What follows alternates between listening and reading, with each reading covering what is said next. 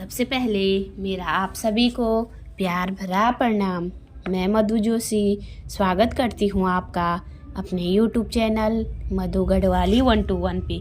तो दोस्तों, आज की वीडियो में मैं आपको चैत्र मास कृष्ण पक्ष पाप मोचनी एकादशी व्रत कथा सुनाऊंगी। आप भी मेरे साथ चैत्र मास कृष्ण पक्ष की पाप मोचनी एकादशी व्रत कथा का श्रवण कीजिए। कथा ध्यान पूर्वक और पूरी जरूर सुनिएगा। पाप मोचनी एकादशी व्रत कथा। राज युधिष्ठिर बोले, हे भगवान, अब आप चैत्र मास के कृष्ण पक्ष की एकादशी के बारे में बतलाइए। इस एकादशी का नाम क्या है? इसमें कौन से देवता की पूजा की जाती है? सो विस्तार पूर्वक कहिए। भगवान श्री कृष्ण बोले, हे राजन, एक समय मानधाता ने लोमस ऋषि से पूछा था कि हे मुनिवर, चैत्र मास के कृष्ण पक्ष की एकादशी का नाम क्या है तथा उसकी विधि क्या है? सो सब पूरी तरह से कहिए। लोमस ऋषि बोले, हे राजन, चैत्र मास के कृष्ण पक्ष की एकादशी का नाम पाप मोचनी एकादशी है। इसके व्रत के प्रभाव से मनुष्यों के अनेक पाप नष्ट हो जाते हैं। इसकी कथा इस प्रकार है। प्राचीन काल में एक चैत्र रथ नामक वन था। उसमें अप्सराएं वास करती थी। वहाँ हर समय वसंत रहता था। उस जगह सदैव प्रत्येक तरह के पुष्प खिले रहते थे। उस जगह गंधर्व कन्याएं विहार किया करती थी। वन में इंद्र अन्य देवताओं के साथ क्रीड़ा किया करते थे। उस वन में एक मेधावी नामक मुनि तपस्या करते थे। वे शिव भक्त थे। एक दिन मंजू घोषा नामक एक अप्सरा उनको मोहित करने के लिए सितार बजाकर मधुर स्वर में गाने लगी। उस समय शिव के शत्रु कामदेव भी शिव भक्त मेधावी मुनि को जीतने के लिए तैयार हुए। कामदेव ने उस सुंदर अप्सरा के भ्रूण का धनुष बनाया, कटाक्ष को उसकी प्रत्यक्षा डोरी बनाई, उसके नेत्रों को उस मंजू घोषा अप्सरा का सेनापति बनाया। इस तरह कामदेव अपने शत्रु भक्त को जीतने को तैयार हुआ। उस समय मेधावी मुनि भी युवा तथा हृष्ट पुष्ट थे। उन्होंने यज्ञोपवीत तथा दंड धारण कर रखा था। वे दूसरे कामदेव के समान प्रतीत होते थे। उस मुनि को देखकर कामदेव के वश में हुई मंजू घोषा ने धीरे धीरे मधुर वाणी से वीणा पर गाना शुरू किया तो मेधावी मुनि भी मंजू घोषा के मधुर गानों पर तथा उसके सौंदर्य पर मोहित हो गए। वह अप्सरा उन मुनि को कामदेव से पीड़ित जानकर उनसे आलिंगन करने लगी। वह मुनि उसके सौंदर्य पर मोहित होकर शिव रहस्य को भूल गए और काम के वशीभूत होकर उसके साथ रमण करने लगे। उन मुनि को काम के वशीभूत होने के कारण उस समय दिन रात्रि का कुछ भी ध्यान न रहा और बहुत समय तक रमण करते रहे।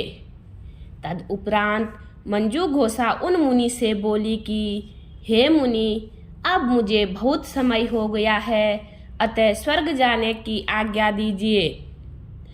उस अप्सरा के ऐसे वचनों को सुनकर मुनि बोले, हे सुंदरी, तू तो आज इसी संध्या को आई है, अभी प्रातः काल तक ठहरो। मुनि के ऐसे वचनों को सुनकर अप्सरा उनके साथ रमण करने लगी और बहुत समय बिता दिया। फिर उसने मुनि से कहा कि हे देव, अब आप मुझे स्वर्ग जाने की आज्ञा दीजिए। मुनि बोले, अभी तो कुछ भी समय नहीं हुआ है, अभी कुछ देर ठहरो। इस पर वह अप्सरा बोली, हे मुनि, आपकी रात्रि तो बहुत लंबी है, अब आप सोचिए कि मुझे आपके पास आए कितना समय हो गया है। उस अप्सरा के वचनों को सुनकर मुनि को ज्ञान प्राप्त हुआ और वह समय का विचार करने लगे। जब रमण करने से उसका परिणाम 57 साल 7 माह और 3 दिन ज्ञात हुआ तो वह उस अप्सरा को काल का रूप समझने लगे। वह अत्यंत क्रोधित हुए और उस तप नाश करने वाली अप्सरा के तरफ देखने लगे। ये अधर कांपने लगे और इंद्रियां व्याकुल होने लगी। तब मुनि उस अप्सरा से बोले, हे दुष्टे, मेरे तप को नष्ट करने वाली, तू अब मेरे श्राप से पिचासनी हो जा। तो महान पापिन और दुराचारणी है, तुझे धिक्कार है। उन मुनि को क्रोध युक्त श्राप से वह पिचासनी हो गई। तब वह बोली, हे मुनि, अब मुझ पर क्रोध को त्याग कर प्रसन्न हो जाओ और इस श्राप का निवारण कीजिए।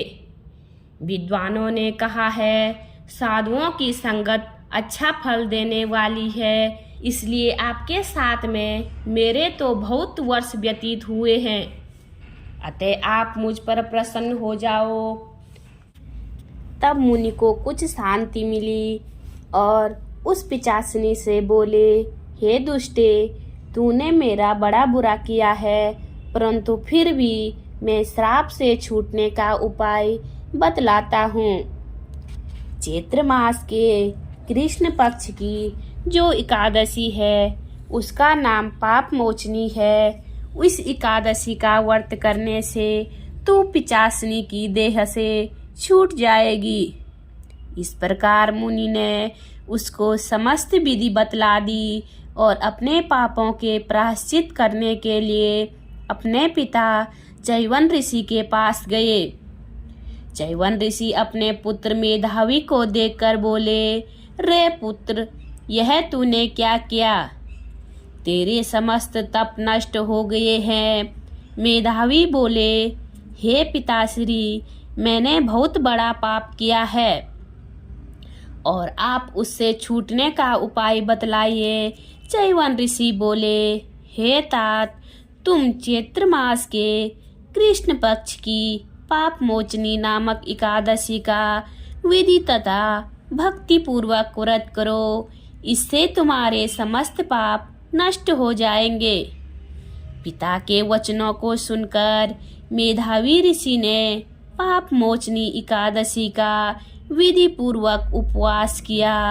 उसके प्रभाव से उनके समस्त पाप नष्ट हो गए।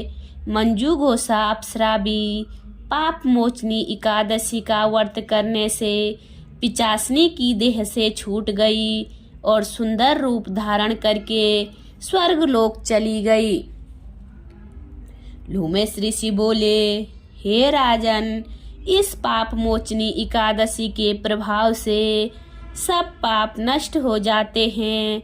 इस एकादशी की कथा के श्रवण और पढ़ने से 1000 गोदान करने का फल मिलता है। इस व्रत के करने से ब्रह्म हत्या करने वाले, स्वर्ण चुराने वाले, मद्यपान करने वाले, अगम्यागमन करने वाले आदि के पाप नष्ट हो जाते हैं और अंत में स्वर्गलोक को चले जाते हैं। बोलिए विष्णु भगवान की जय। उम्मीद करती हूँ आपको वीडियो पसंद आई होगी। वीडियो पसंद आए तो वीडियो पे लाइक कीजिए, कमेंट कीजिए, अपने दोस्तों के साथ शेयर कीजिए। चैनल पे नए हो तो सब्सक्राइब ज़रूर कीजिए। मैं मधु जोशी मिलती हूँ आपको अगली वीडियो में। तब तक के लिए बाय बाय, धन्यवाद।